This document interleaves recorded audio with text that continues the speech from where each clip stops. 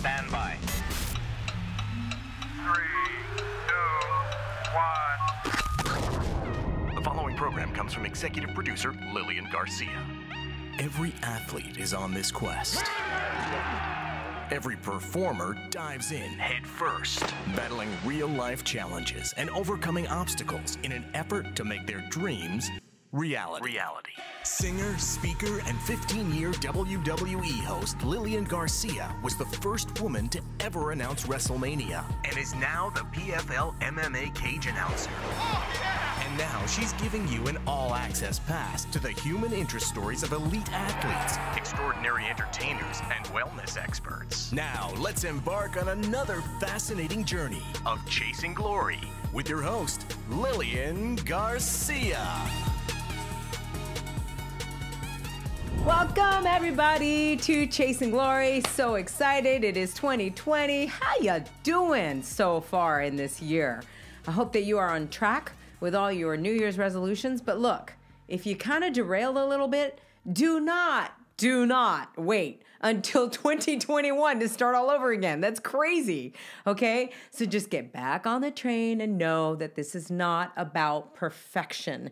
This is about doing the best that you can possibly do. And when you do get off the rail a little bit, you can learn as to what set you off the rail. And that way you can kind of eliminate that in your life. Whether it is, let's say it is dieting and you've had chips around and you derailed and you had those chips, don't have them around the house anymore.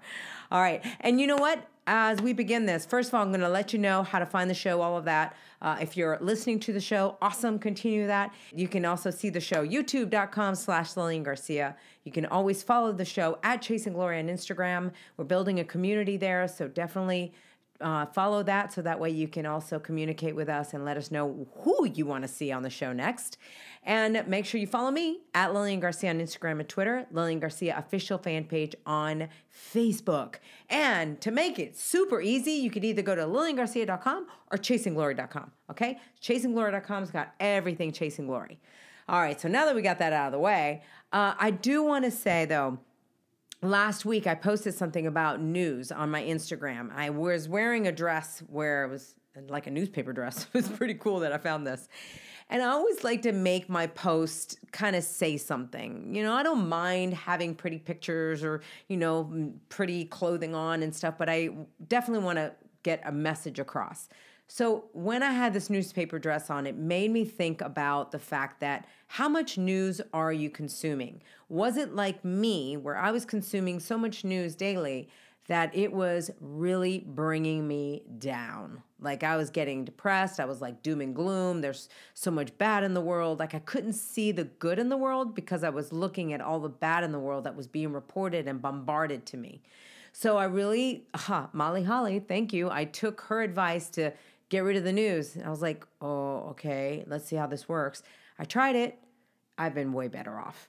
Now, I get my headline news as far as like through social media, you know, things are out there if big things happen, or whether it's friends and community, we talk about it.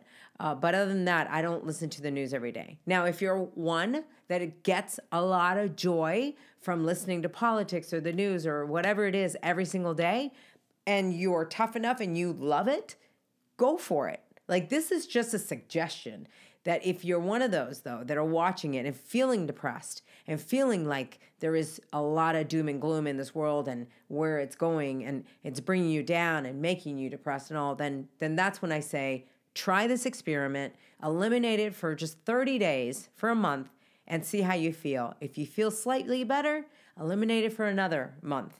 And just every month, just keep seeing how you're feeling. But I did it in 2018, and I am so much better off. So I just wanted to pass that along to you in hopes that it helps you. Subscribe, rate, and review. That always helps the show, so please do that so that 2020 can be even bigger for Chasing Glory. All right, so today I'm so excited because I have Artem Chigvintsev. Telling you, it's not so easy to learn, but it's pretty fun to say. So Artem is Nikki Bella's fiancé. They met on Dancing with the Stars. They were partners. Pretty awesome. Eventually, their love blossomed, and now they're engaged. Congratulations to the couple. So excited for them.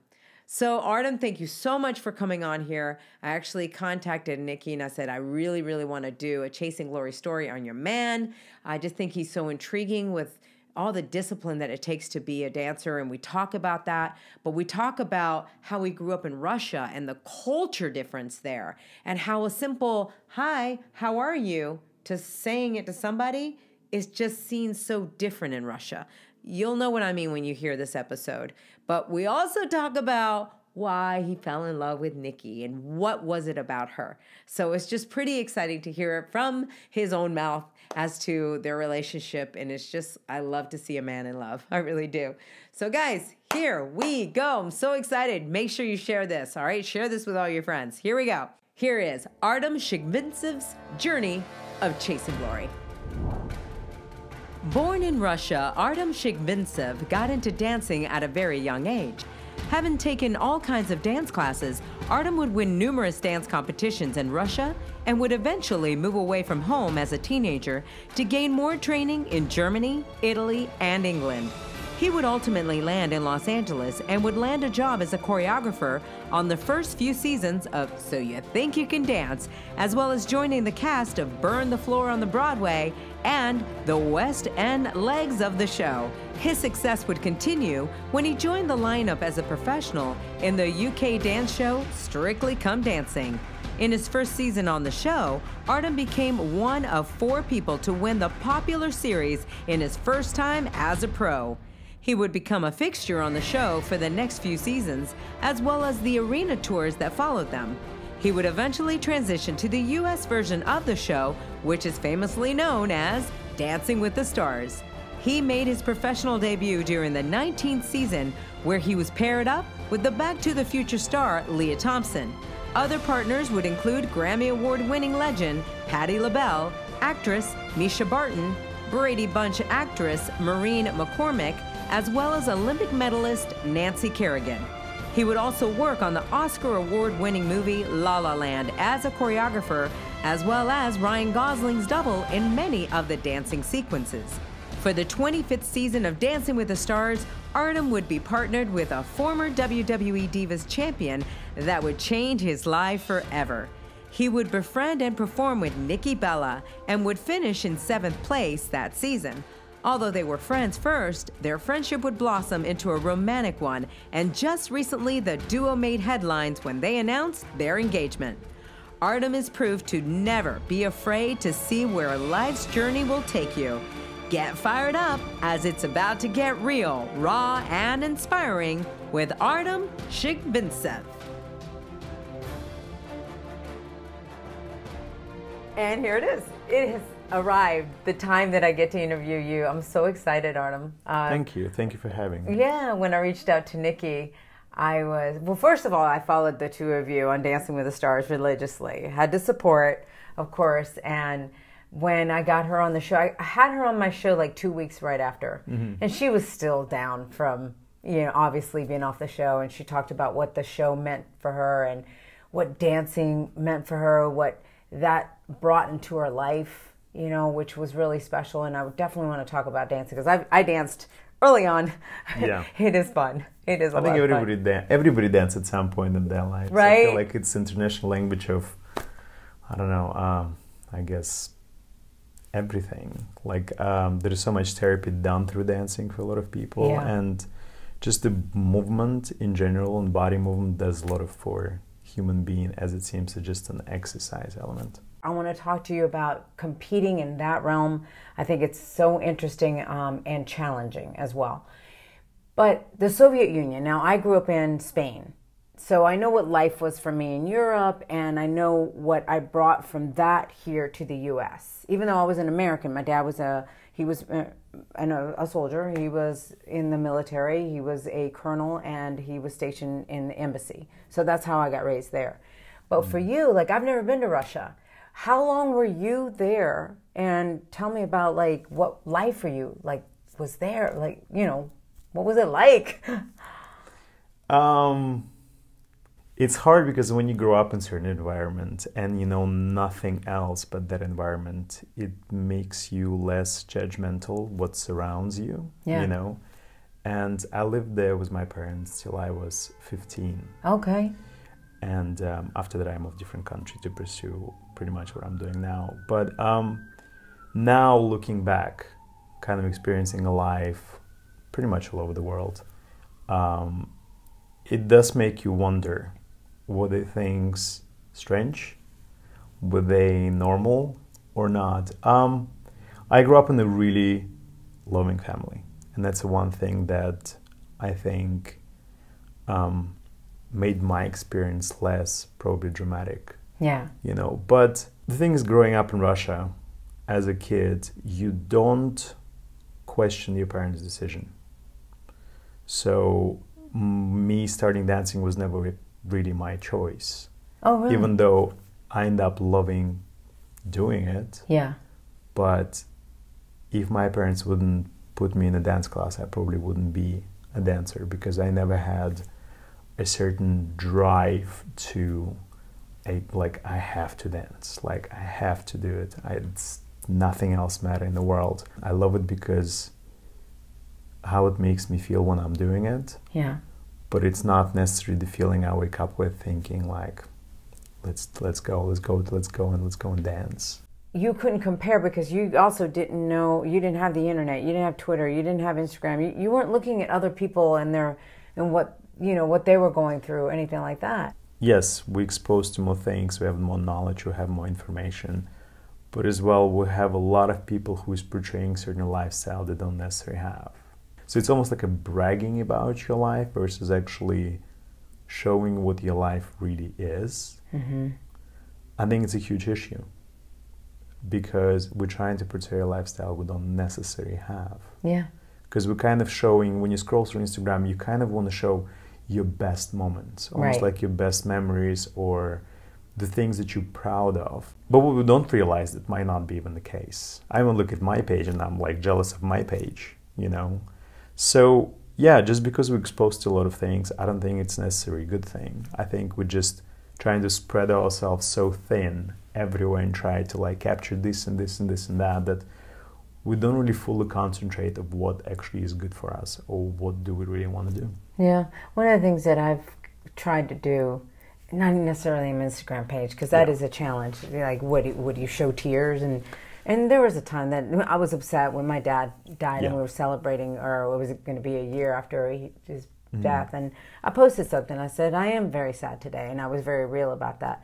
Can I do that all the time? That's a challenge, right? But I try to keep it real. For example, right now with the show, the light is flickering on and off. We're not going to do anything about it. Right? We're not going to do anything about it. We're keeping it real. Yeah. But I'm talking about it just to say that's what happens sometimes. Things aren't perfect, and you just got to keep rolling and keep going with it. And I don't know why this light is doing this, but you know, maybe to prove this point right now that we're talking about, you just have to just go with it. Yeah. But for you, okay, so you realize this, and a lot of people realize this, but what do we do about it? Do we change our Instagrams? Do we change and start posting when things aren't so good? Because right before we started this, you and I were having an off-camera conversation about how sometimes you have to be careful what you do portray, in that it's the challenge of do you portray that things are great? Do you portray that you got things going on? Do you portray that there's a struggle and maybe people aren't hiring, or like it's a constant this or that. It's a kind of a dilemma between, do I steer away from that train that's apparently moving really fast and moving somewhere where a lot of people want to be? Yeah. Or I do want to jump on that train and just be that guy who is like, yeah, cool, I'm enjoying it and I'm loving it. Look, I like social media. The thing is, it gives me, it's an outlet to show my skill. Yeah. It allowed me to show my interest in life. It allowed me to show what I'm up to, and I think that's what's great about that. I'm thinking that it's escapism. People are longing for escapism so much that they would rather watch a video that either made them laugh or was just so stupid and dumb and people falling or whatever. They'd rather maybe watch that than, like you said, another educational. Sometimes I think that they just want to turn off the brain or just get lost in stupidity because the world can be so crazy. You know, Robin Sharma said it, and when he said this, I was at one of his conferences, and he said, "It is easier now to get ahead than ever." And I'm sitting there going, how? There's so many people out there, there's so many influencers, there's so many this, you know, that. And he said, because people are so mediocre in their jobs now, and mediocre in life, that the people that really excel, the people that really work hard, the people that are really dependable, now stand out even more than ever. The thing is, because we're trying to really get the millennials, what at least in our industry of TV, the people who is a commercialize, the advertiser chasing is the millennials. And the thing is, millennials really, I don't think, care. I think they care about things that they care. And I think they found certain trends that they care. And I think that's what they follow. Yeah. You know, and they can see, I mean, I don't know. I find myself in a very confusing position because I feel like what I like and what I like to watch is absolutely irrelevant for millennials. Yeah. Do you and Nikki like to watch pretty much the same thing? No, I think it's very different, but I do find it what she's watching interesting too. So I'm very happily to engage with, she loves like period pieces, you know, anything about old days, and I love it. I mean, I come from a country with a lot of history. Yeah, so it's still a history of things, yeah. So I can definitely relate to that. When Dancing with the Stars came on the scene, it was, I bet you they were like, wow, is this going to even work? Man, it blew up big. I have a friend, his name is Richard, and he actually told me the story that he was in the room where the show was invented. Mm-hmm. And the way I understood, and obviously I was not in the room, so I cannot quote saying that's how it happened, but what I've heard is there was literally a bunch of people sitting in the room, for about 7 or 8 of them, and they were talking about what else can we do with celebrities? We've done singing, we've done acting, we've done this and that. And someone said, why don't you, I don't know, try to make them dance? There you go. One of the most successful shows, franchise shows in the world. Yeah, wow. That's all it took. All right, so I actually want to know more about you with the dancing, you know, when you were a kid. So you said you were 5? No, actually, I started dancing when I was about 12. 12, 13, oh, okay. Yeah. So that was your parents, even though they were engineers, they wanted you to dance? Could never understand that myself, I'll be honest with you.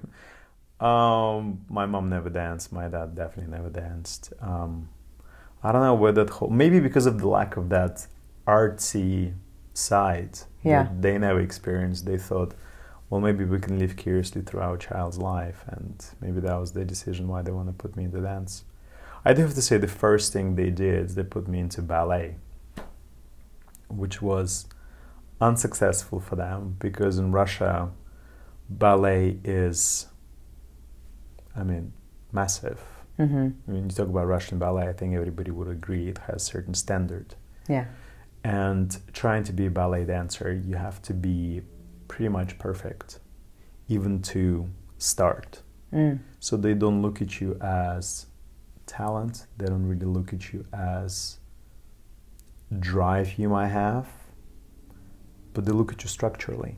Mm-hmm. If they see structurally you be able to achieve the greatness, you know, which is crazy, but I guess it worked. So they put me in certain positions, you know, and it happened to be that my turnout wasn't perfect, and they were said to my parents, the teacher said to my parents, well, we're going to eventually have to break his hips to open up his turnout. Oh my God. And when I'm saying breaking his hips, people take it literally as a breaking. Okay, so it's pressing, eventually your hips are opening up more, but that's what happened to your bone. You're just pretty much like fracturing until it's in a certain place. Painful, no? Well, I didn't go through it, so I couldn't tell, but it sounds painful. Yeah. I don't know how much pain actually it reflects in reality, but yeah. So on what my parents said, thank you very much, we're gonna go somewhere else, that's how I ended up doing ballroom dancing. That was, I guess, the second choice from there. Did you feel fulfilled early on doing this? Because you said this was something that they told you had to do, do you remember feeling fulfilled during that time, or when the transition of, actually, this is something I do like to do? Because a lot of times when you're forced to do something, it's hard. I wasn't forced. I don't think it was more about being forced to do anything. I think it was more about me doing something in general, you know. And was I fulfilled? I think I was fulfilled because from the very early stage of my dancing career as a kid, I started getting this, you know, great reviews, and I started winning competitions, and I think that's what made me feel like I'm good at it. You know, I like that. That feels good. Winning. You know, winning. And I think that's what really created that competitive mode in me, that, you know, like once you get a taste of the winning, you kind of want to always come back and get more. Yeah. That's an addiction that, healthy addiction, could be unhealthy, but I think it's healthier. So I think that's what made me want to continue doing it. And I as well saw how much happier my parents are, how much it really, I can see them shining, and I can see them being very involved. I can see how much they got excited over something.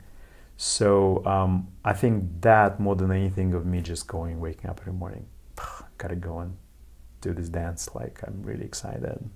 No. Because I know that there's a lot of people out there that probably are in the same field and don't know sometimes, do I do this to please my parents? Is the winning enough? I mean, was there anything else that you would have done that you really kind of wish you tried? I honestly don't know. You don't know? Okay. It's just simply because I never been given a chance to think about what else is actually I'm driven towards as a kid. Yeah. I think being a kid is amazing because you have no sense of, could I? Maybe I can't, or maybe I can. It's like you're very naive, and you have those like, I want to be president, or I want to be a doctor, or I want to be something else. And you always feel like, well, nothing's going to stop me. I'm just going to try hard. I'm going to do it until you kind of like exhaust yourself. Yeah, maybe that's not what I want to do. But I think the initial drive is like extremely powerful. Mm-hmm. As I'm looking now, was it really my choice going to dancing? No, it wasn't. But did I try to do anything else? No, I didn't, because I felt extremely comfortable what I was doing. So you studied, but you were also getting something from it, because you said you were getting a high from winning. Of course, yeah. And the acceptance, so that keeps you going. I think we're doing things for certain reasons. For me, it was definitely one of them is seeing my parents to be involved and see how much joy and happiness brings them meant a lot to me.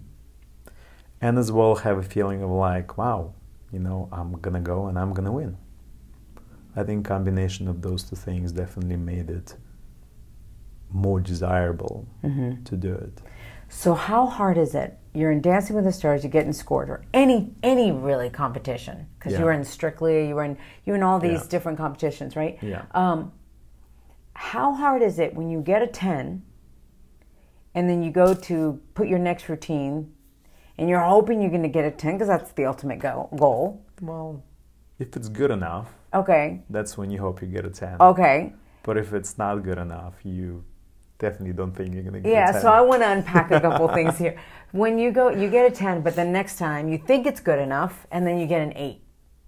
Right. And it's still an 8 or a 9. It's still a high score, but it's not the 10 that you got before, and you're comparing what you had before, which is what a lot of people even do with Instagram. They'll have a post that gets them 10,000 views or 10,000 likes, and then the next post that they're like, oh, can't wait for the world to see this. They put it, and now that post got 8,000 likes, and all of a sudden they're like, wait, it didn't get as much as the one before, and it's that constant comparing of what you did before.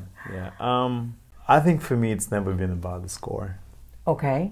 And I think that's why it made it easier for me to not get emotionally invested into what judges have to say and how they scoring. Because at the end of the day, if you look at those shows like Dancing with the Stars or version of Dancing with the Stars in other countries, it's an entertainment show, right? We're not an Olympics.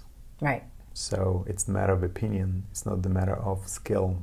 So am I getting a 10 yesterday because it was a good routine, it was greatly performed, and everyone else was not as good? And am I getting the 8 this week because everybody stepped up their game? Even though I'm still feeling like it's the same level what I performed last week. I think there is a lot of ingredients that you need to take in consideration in order to understand the scoring system. But I love the fact that you're saying that you're also not putting all the weight on the scoring, and that the fact that you feel like you've won just because of the way you feel. Yeah. Like once the routine is over. The thing for me, it was always about satisfaction of the person that I'm dancing with. You know, it was more about the process of teaching someone. It was more about have a sense of accomplishment and achievement for the person that I'm teaching versus what judges really have to say. And I think it's the best way of doing it, simply because you're not concentrating on trying to judge yourself versus thinking, wow, look what I've done this week. I've learned a whole new dance that I've never knew before. Right. And I would be able to perform in front of a live audience, and it's awesome. Yeah. And you've worked with some really big stars on the show. I mean, from I was fortunate enough. Patti LaBelle to Leah Thompson to Mischa Barton, Nancy Kerrigan. I mean, the list goes on, and some Olympic athletes. And tell me what the high of that was and the low of that was. The highs and the lows. I think humans have a certain type of expectation, and I think that's what's the highs and what's the lows. You know, like for example, take Patti LaBelle. The first time I had Patti LaBelle, and even first time when casting director told me, "Hey, you're having an incredible singer. Her name is Patti LaBelle, and she's 71." Yeah.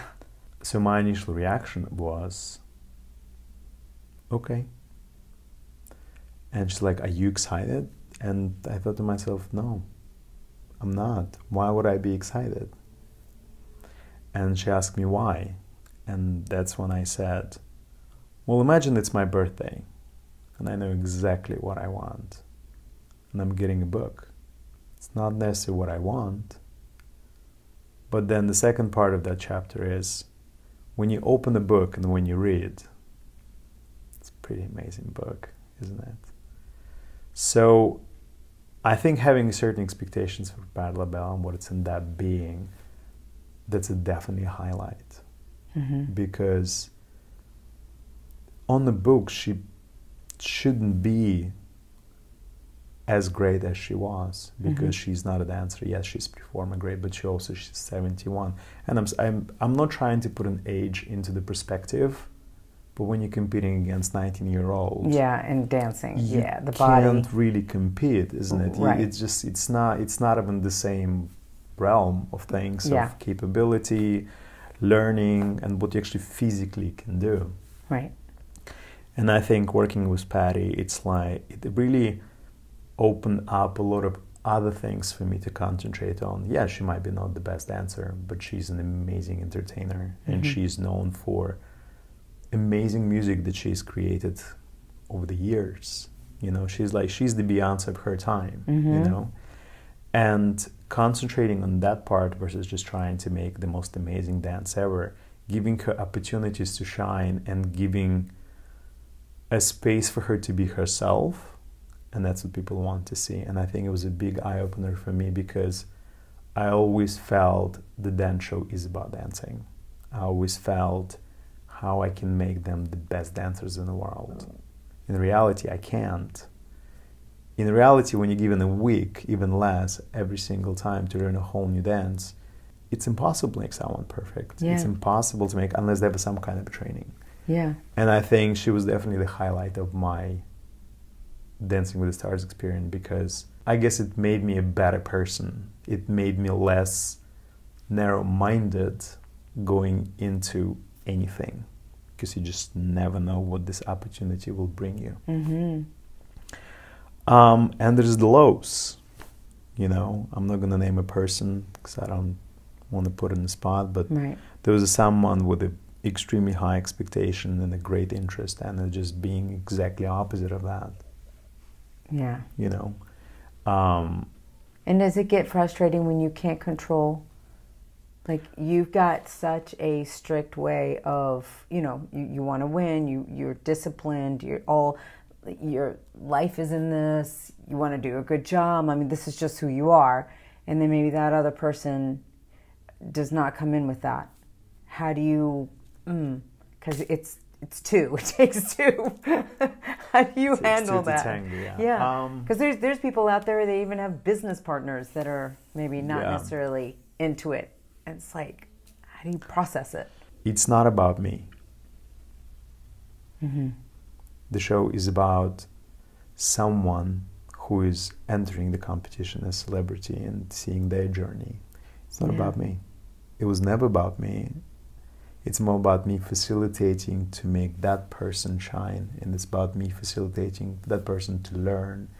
So I'm there just a connective thing between the show and between the celebrity. I'm there just to create something what this person wants to do, or we think what this person wants to do. Yeah. I think the first thing, which I think is important to realize that, and the first time you walk into the rehearsal space and you try to create something, is just a simple understanding of why you're doing the show. What are you trying to get out of it? And I think once you understand that, then you start be both involved in the creating process of a dance or idea behind it. And I think that's what's important. I think if you're both on different pages, someone wants to win and someone just joining the show because they fear performing live. If you're both not aware of that, then I think from the get-go it's just the wrong partnership. What a great lesson, though, because you just said communication, we always say, is everything. But I would have never thought, had I been in your shoes, to communicate with someone and be like, why are you even doing this show? Because we all think maybe it's just for one reason, I don't know.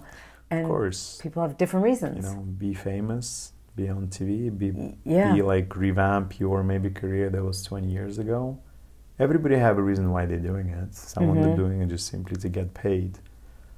But I think it's important to know the reason. And I never thought that way walking into the show, because for me, I came from the competitive world. For me, it was teaching other dancers how to dance and sharing my knowledge, what I accumulate over the years and my experience.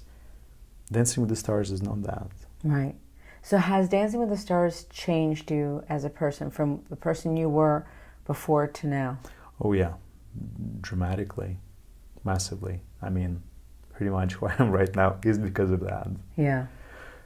What's great about Dancing with the Stars is you've been given an opportunity to work with someone who is extreme success in what they do. So it's a very inspirational, first of all. And if you're smart enough, you can get so much from it than just, hey, I just want to win. Right. Because it is not always all about winning.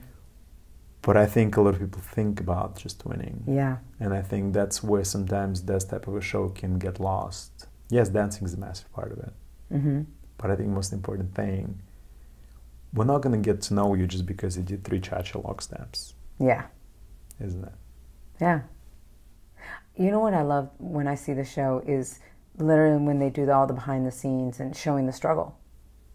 Yeah, I think that's the most entertaining part. The most entertaining part is the struggle. Because the most knowledgeable. Yeah. Well, when I say entertaining, I just mean lesson-wise, right? Yeah, of course. You can get so much from that. Yeah. And then knowing how you push through. You know, I had Lindsay Sterling on my show, same year as Nikki Bella was on, right?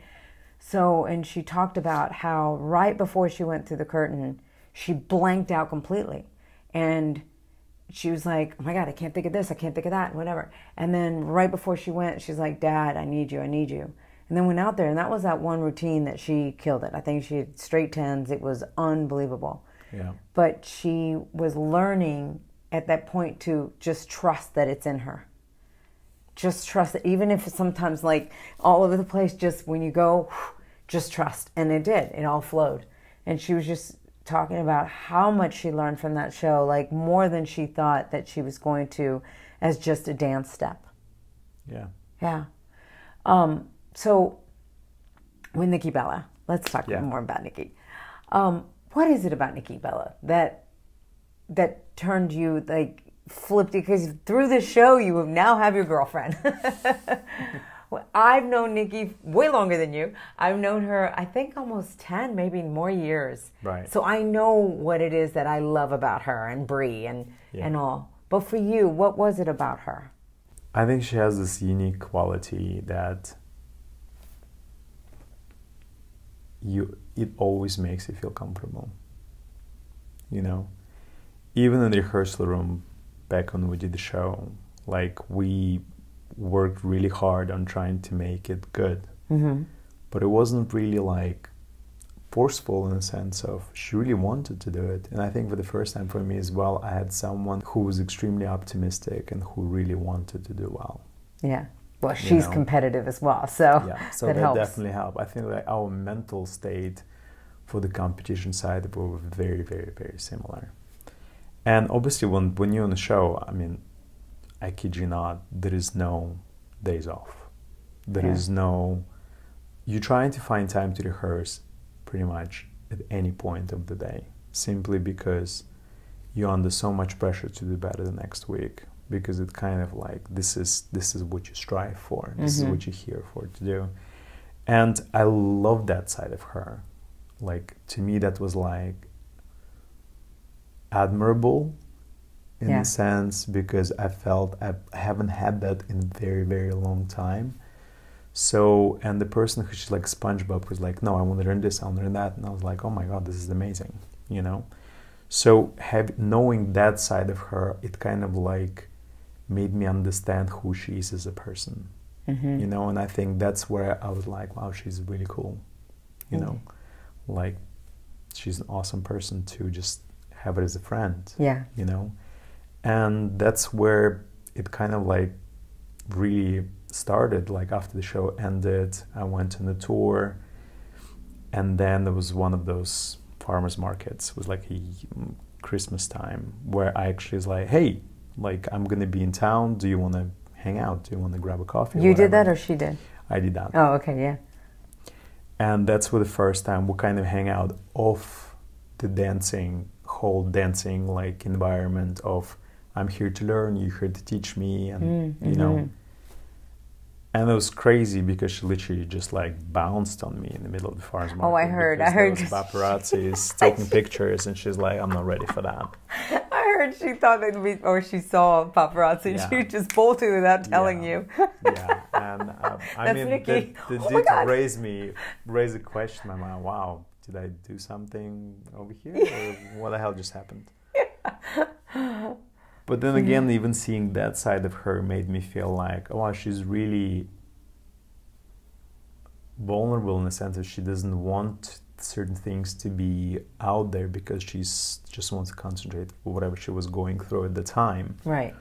So, but I think that was the first time when we actually hang out where it was not dancing involved. Yeah. Yeah. We did stay in touch, like, hey, I hope you're well, how's the tour going, stuff like that, but it was never really like a moment where I thought like, oh, let me just hit her up and see what's up, you know. Yeah. I've heard the news or whatever. So initially it was there just pretty much as a friend. So organically, it's just, grew organically. And I think that's why it works now, because it was never really forced into anything. It kind of like born naturally, and maybe that's why it's where it is right now. I don't know, it's hard to say, but I'm happy about it. Yeah.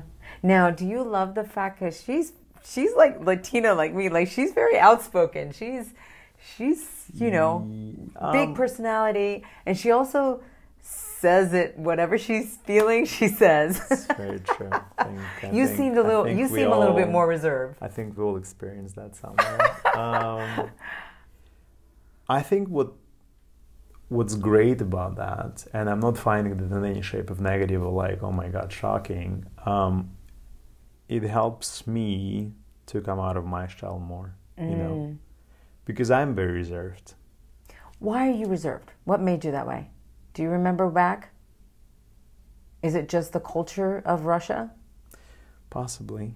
Because I remember I had Rusev on here from Bulgaria and had Lana. Yeah. And Lana, even though she's an American, she grew up in Russia. Yeah. And they were both talking about how in Russia, you don't smile, you don't say hi, you don't say how you doing. That it's, when somebody says that, or when they would hear that here, they're like, why are you up in my business? And Rusev was saying, he goes, I felt like when people would be like, hi, how are you? Like, it was just so fake. Because they grew up in a culture. You feel like it's fake. Well, it is, because it's part of the cultural gesture. It's meaningless. Well, no, if I can legit, I see if it's like every day, whatever, but I can legit be like, hey, how are you? And be totally meaning. Genuinely waiting for the answer. Yes. Well, that's great. You may be one of a kind. But it is wild that I learned something about the culture in Russia, and she said there's nobody that just smiles. But why should we? Because you're happier. Like, you can express happiness or smile. Like, I like to I think there's smile something at somebody. Gives you a sense why you're happy. I think there should be a reason to smile. I don't think we should force ourselves to smile just to affect someone to smile back. Well, for example, I walked by the other day. This man was coming towards me, and I looked at him, and he and our eyes exchanged, and so I gave him a smile. And he just stopped for a minute, and he smiled right back, and he goes, thank you, I needed that. So it's acknowledging, for me, I like to smile at people because it's acknowledging another human being, which sometimes people feel like they're invincible or invisible. And so by acknowledging me and giving them a smile, it's giving just an acceptance of, I acknowledge you as a human here on earth. Right. And that's why for me, I like to smile and notice someone else, even though I might not know them, or just say hi or something. And from doing that, even in the park, from doing that, because I take my dog every morning, now whenever I've seen that person again, we've gone to a next, hey, you know, or hi, your dog's so cute. Like, we start getting into a conversation or something. It just starts breaking the ice, and more you start to get to know people in your community. But you got to be willing to come out and smile to somebody. But from your perspective, because you didn't grow up like this, so from your perspective, do you feel like you're intruding in someone's space if you're smiling? Or if you're saying hello? Or if you're asking, how are you? I guess for me it was always about a reason, you know. Am I smiling because I'm just feeling happy at the moment? Great. But I'm going to just smile at a stranger that I don't know just to make that stranger feel some sort of type of way. So when you see somebody, well, I know it's not genuine for you because it's a way that we're programmed. That's why I always love to know how people have grown up. Yeah. Because it explains a lot of what we're doing now, why we do things now. And because you grew up in a culture, and same thing, I totally understood this with Lana and Rusev, because it's a culture of, you don't smile, you don't say hello, that is just not what you do, it's just not the proper thing, and it gets embedded. Someone's asking you to do it, you go, no, that's just weird, right? So it's the same thing as being in a culture that eats crickets. We go, I'm not going to sit there and pick up a bunch of crickets and eat it. But in a culture that's what they do. They fry crickets and they eat it. They go, why not? It's fine. So it is a lot about the way we're raised. I mean, it has to be, I guess. Yeah. What's frustrating and what's I don't understand is yes, there are genuine people who want to find out how you are and saying, hi, how are you? But there's been numerous times of people, hey, how are you? Yeah. So where's the fine line between what is cultural and what is just actually being a good human? Right. Well, I think conversations like this will make people realize, remember, it's not just a routine question. It's not just a routine hello. It really, if you do ask somebody, hey, how are you? Remember that you really are asking someone, how are you? So stop to listen to the answer that someone else may or may not give you. But give them an opportunity to respond to that answer. Absolutely. To that question. Yeah. Because we can get in a routine. That's just a routine. And you said it, America gets in a routine. But I'd rather be in the routine of saying, hi, how are you? And smiling at someone than being serious. To me, I can't live like that because if I'm serious, but that's just my own personal. But this year, I think it's a little bit one-sided opinion of how people are. Russian people are very welcoming and warm people. Very welcoming? Very welcoming and warm people. I've never had experience of people just being miserably bad. Okay. But I think what comes with it is that in order to get something out of those people, it has to be honest and true. Mm-hmm. And if they felt that way, trust me, it's because it has purpose, because it makes sense, because it has a reason. Yeah. But Nikki's getting you out of your shell, you said. Out of my shell in the sense of the things that I could be comfortable with and could be uncomfortable with. Like, I don't like talking about my private life. She's totally cool with it. Yeah. And it kind of makes me feel like, well, maybe it's not that bad. So has it been hard for you? Because you're going to be in the episodes now, the brand new, Total Bellas. Yeah. Season 5, is it? Yes. 5, yeah.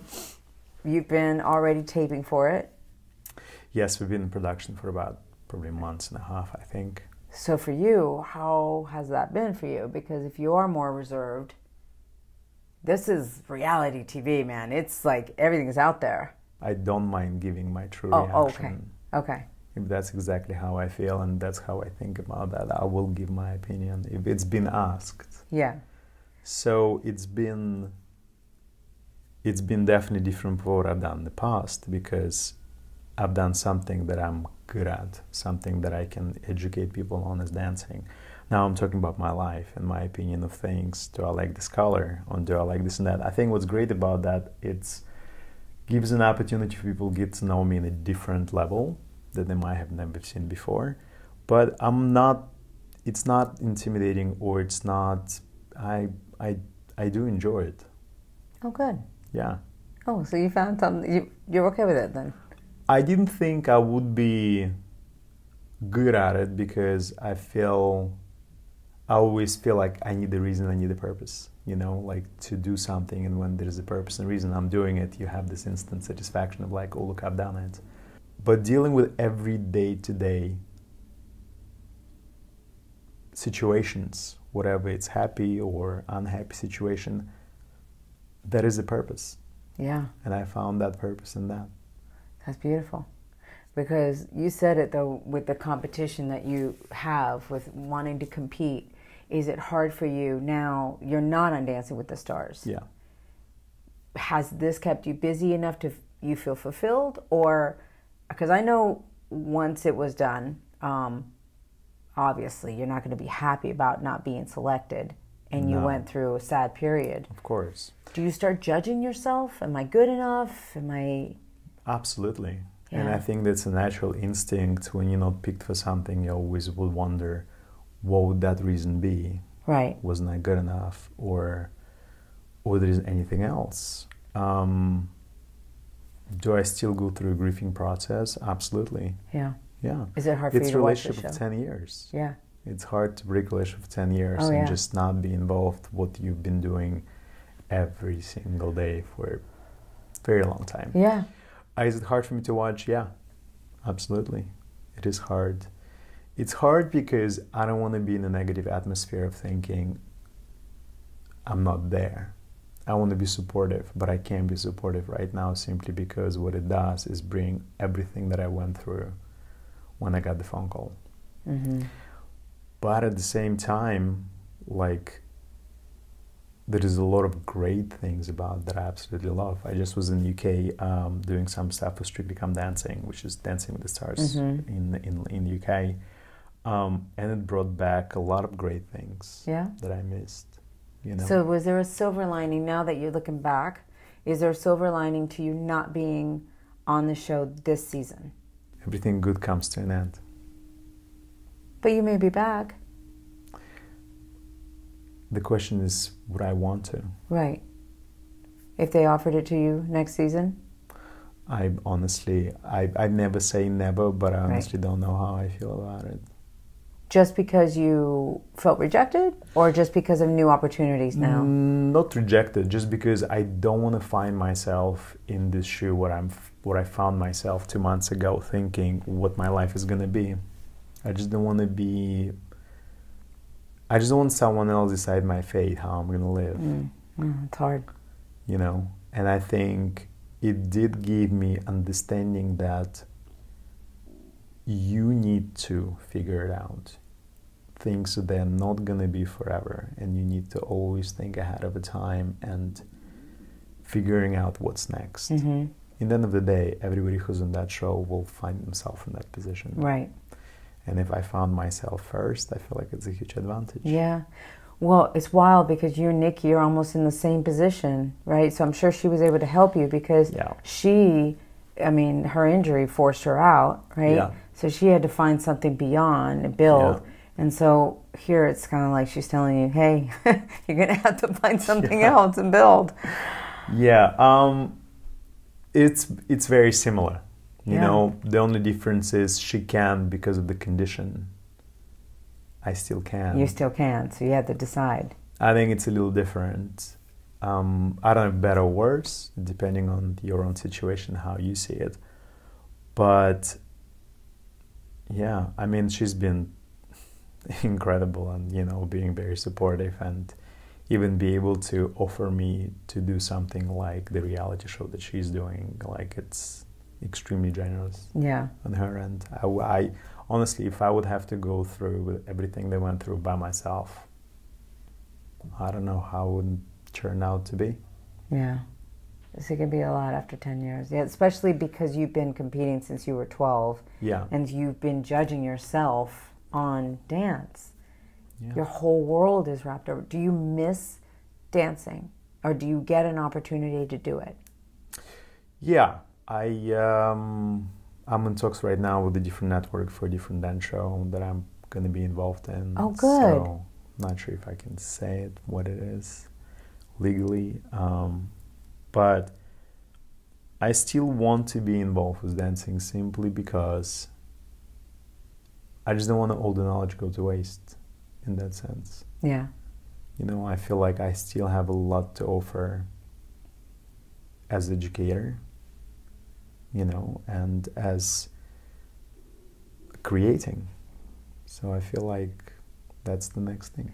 So what's the difference in you accepting this versus if Dancing with the Stars called you back and you accepted that?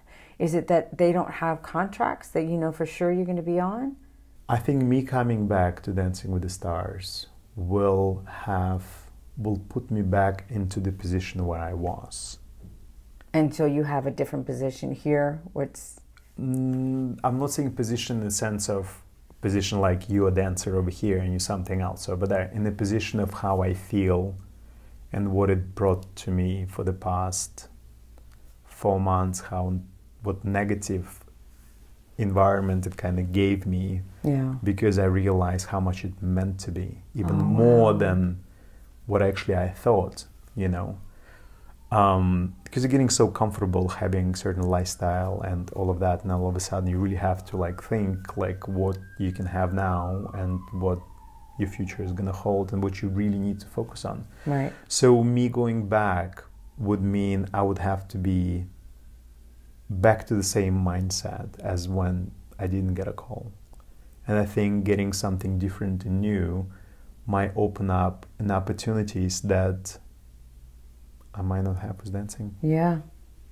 I think you're going to look back to all of this and the growth, man. Sometimes it's hard when you're in so much pain from rejection, because that's what it feels like, right? Even though they might say, look, it's not really you, it's just the partnering or the, you know, right? I don't know, whatever it is. Yeah. But you feel it's rejection. Yeah. And so it makes you question everything about you when it could be something completely different.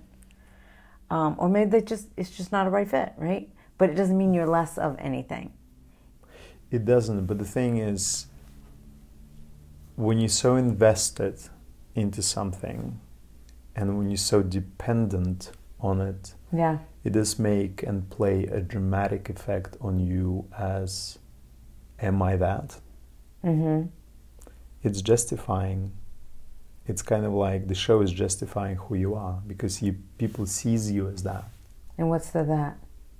Well, it sees you as the successful dancer. You're successful because you're on the show. And if you're not on the show, you might not be that successful as you portray to be.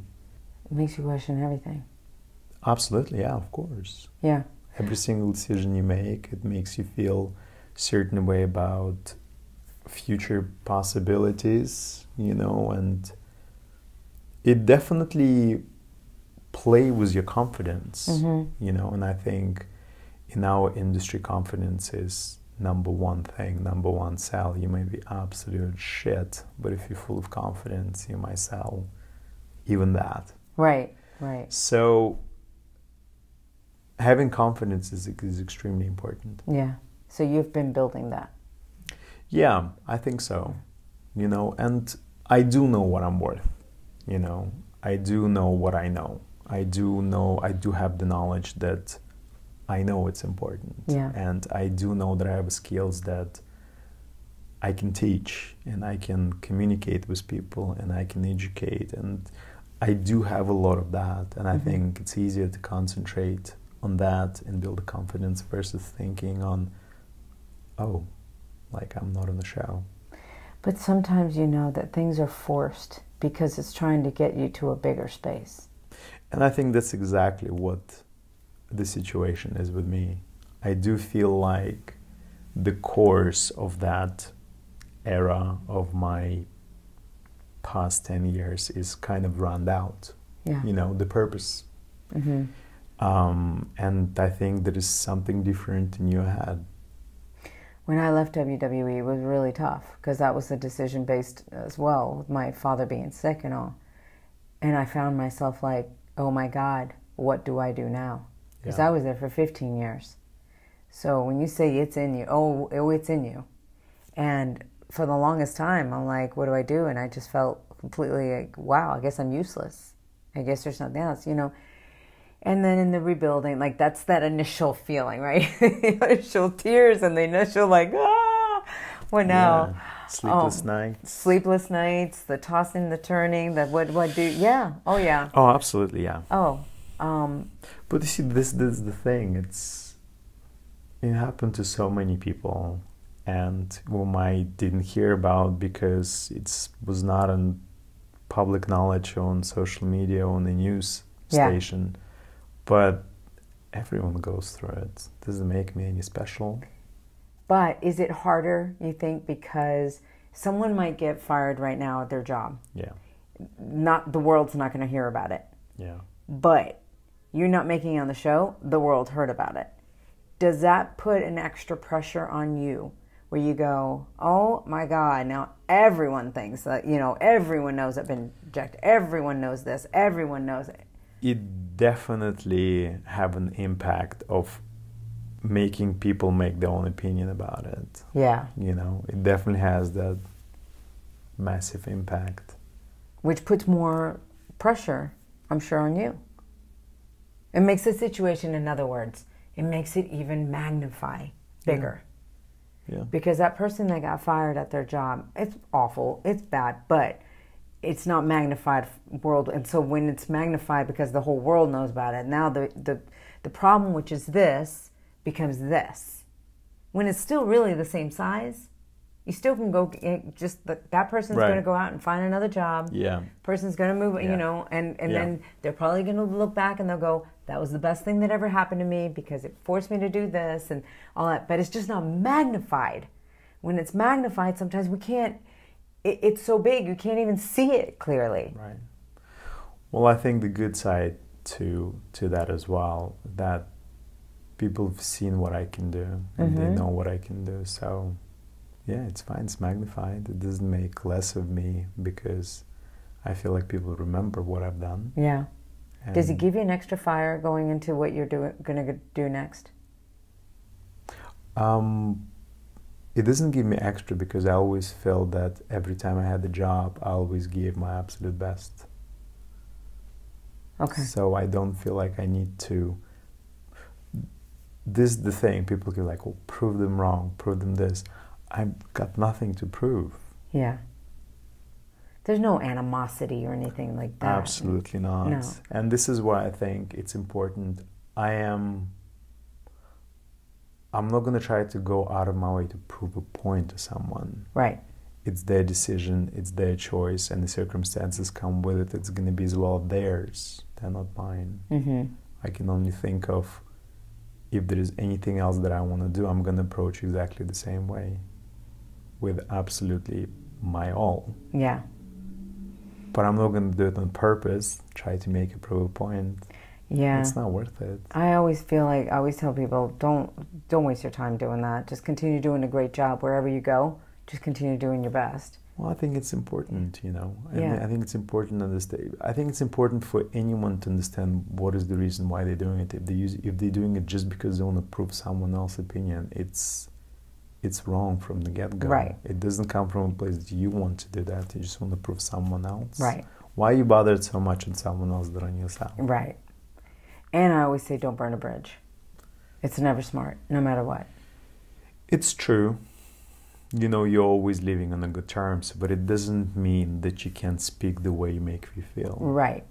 Nobody's bashing anyone. I'm simply telling how it made me feel. Absolutely. See, that's not burning a bridge. Yeah. That's you being... But some people see that as that. Really? Or you shouldn't be saying that they let you go day before rehearsal. Well, it's truth. It's reality.